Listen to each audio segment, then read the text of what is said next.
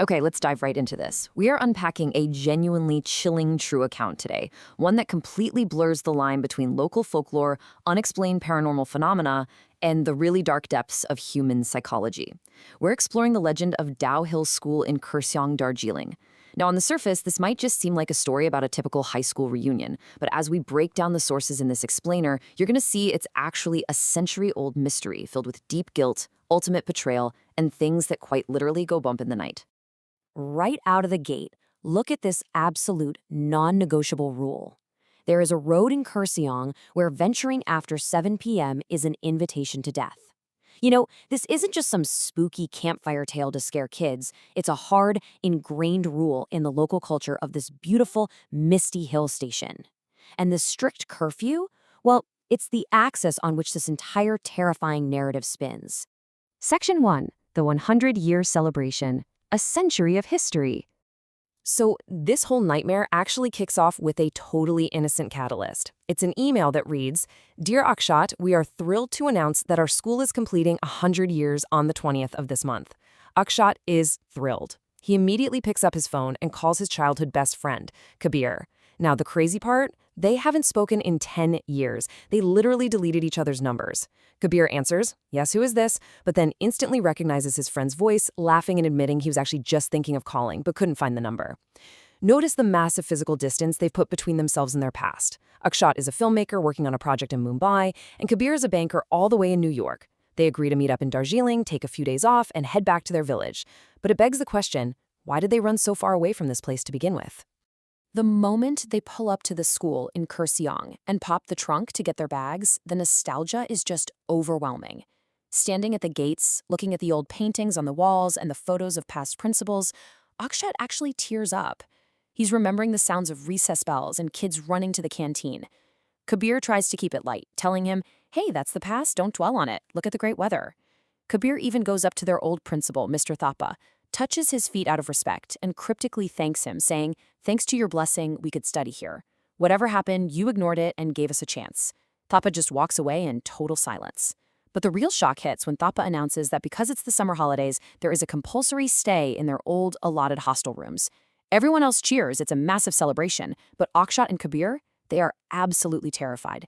They had moved across the world specifically to avoid ever sleeping in that building again. The psychological toll on Akshat starts manifesting almost immediately.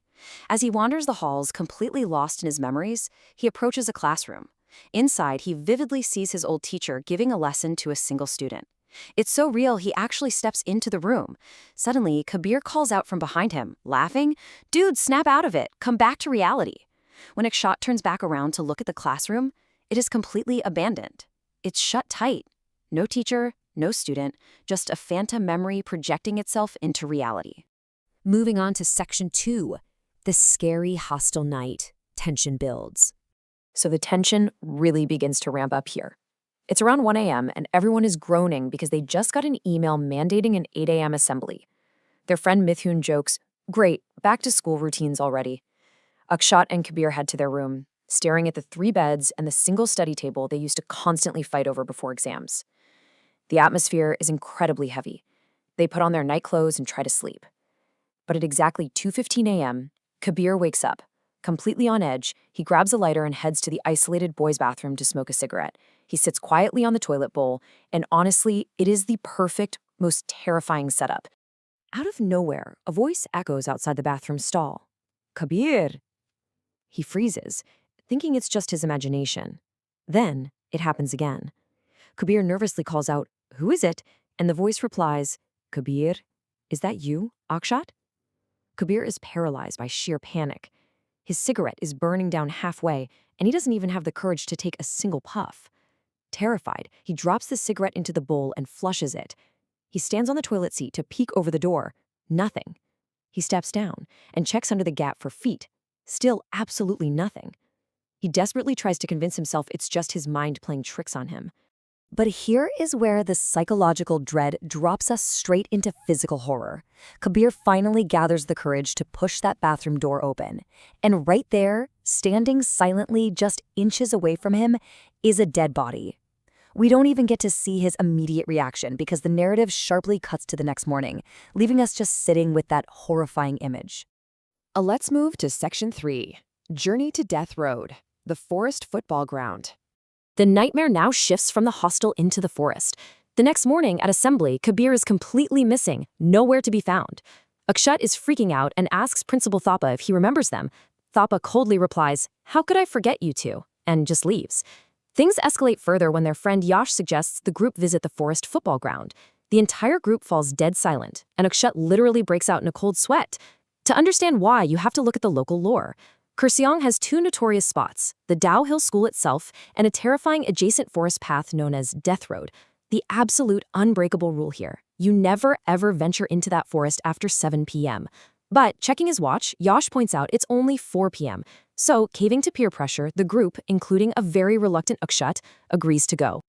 As Akshat enters this beautiful but incredibly eerie forest, Kabir suddenly appears right behind him, completely out of breath and terrified, warning him that they absolutely shouldn't be there. They start arguing, with Kabir insisting he isn't a coward.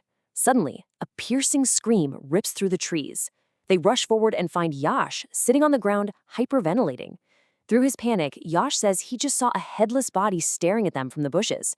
And the most chilling part, even though the entity had no head, the sound of disembodied laughter was echoing all around them in the trees. Absolute panic ensues. Akshat looks down at his watch, realizes the strict 7 p.m. deadline has just hit, and screams for everyone to run. The alumni sprint blindly through the darkening forest, desperately trying to reach the school. They manage to rush through the gates, but in the pure chaos, Akshat, who had lingered behind during his argument with Kabir, finds the heavy school doors slam shut. He pulls and pulls, but he is completely locked outside in the pitch black, totally alone. Section 4. The 10-year-old secret, the dark truth revealed. It's in this terrifying, pitch-black isolation that the real reason Akshat and Kabir stayed away for a decade is finally dragged into the open. As Akshat stands trembling by the locked door, a voice speaks from the darkness right behind him. "Akshat, why didn't you save me, man?" Akshat slowly turns around to see a 16-year-old boy in a school uniform, just weeping. The boy tells Akshat that after his death, his parents were so utterly broken that they committed suicide. Akshat, completely terrified, backs away, desperately begging the boy, whom he calls Arjun, to stay away from him. Inside the school, Kabir hears a blood-curdling scream from the courtyard. He rushes out to the gate and finds Akshat lying motionless on the ground, bleeding heavily from his head. He immediately gets him to the medical room.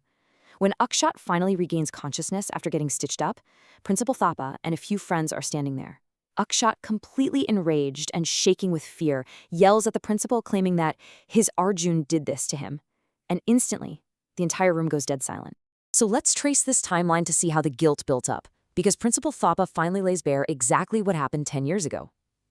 You see, Arjun was the brightest student in their batch. He won Student of the Year every single year and even got special tutoring from Thapa. But a few weeks before their 12th board exams, Arjun confided in them that he kept seeing a headless child trying to lure him out to the forest at 8 p.m. Then, on the very eve of the exams, Akshat and Kabir literally saw it happen. They saw a headless entity dragging a weeping Arjun out of the room.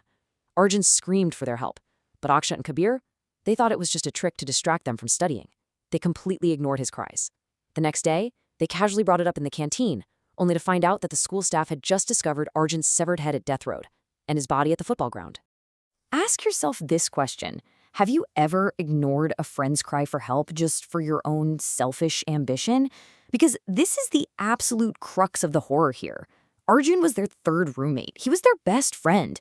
But driven by this extreme, toxic jealousy over the Student of the Year award and intense academic pressure, Akshat and Kabir literally watched their friend be dragged to a brutal death by a paranormal entity and did absolutely nothing to stop it. They sacrificed their best friend just so they could get ahead. Section 5. The Truth of Downhill. Origins of the Curse. The tragedy of Arjun totally destroyed the school's reputation a decade ago. Parents panicked, pulled their kids out, there was no farewell party, nothing. The school was forever stained by it. But as we learned from the explainer, Arjun was actually just a victim of a much older, darker history. Exactly a century ago, when Dow Hill School was first being built, a criminal brutally murdered and beheaded a young child, tossing the severed head right near Death Road. And ever since that horrific crime, for the past 100 years, the headless spirit of that innocent child has haunted the forest. It targets other children, tormenting them, and ultimately claiming their lives, exactly like it claimed Arjun's. The morning after this massive confession, the atmosphere is just utterly toxic. Their former friends look at Akshat and Kabir with pure, unadulterated disgust. They remind the two of them that Arjun considered them his absolute best friends and never once spoke ill of them. Crushed under the weight of their own shame, Akshat and Kabir hand Principal Thapa a massive donation check, which is really just a pathetic attempt to buy some kind of absolution. They pack their bags, flee Kurseong once again. And just like they did 10 years ago, they instantly delete each other's phone numbers, resetting the vicious cycle of their own cowardice. This source material leaves us with a truly haunting realization. Kurseong and Dow Hill, they are incredibly beautiful places, but only until 7 p.m. After that, the spirits take over. But honestly, the true monster we uncovered in this explainer wasn't just a 100-year-old headless ghost. It was human jealousy. It was ambition. It was betrayal. You know, you can run away to Mumbai, you can escape to New York, you can delete phone numbers and try to forget, but can you ever truly outrun the ghost of your own guilt? Definitely something to think about the next time you hear a strange noise in the dark. Thanks so much for exploring this chilling true account with us today.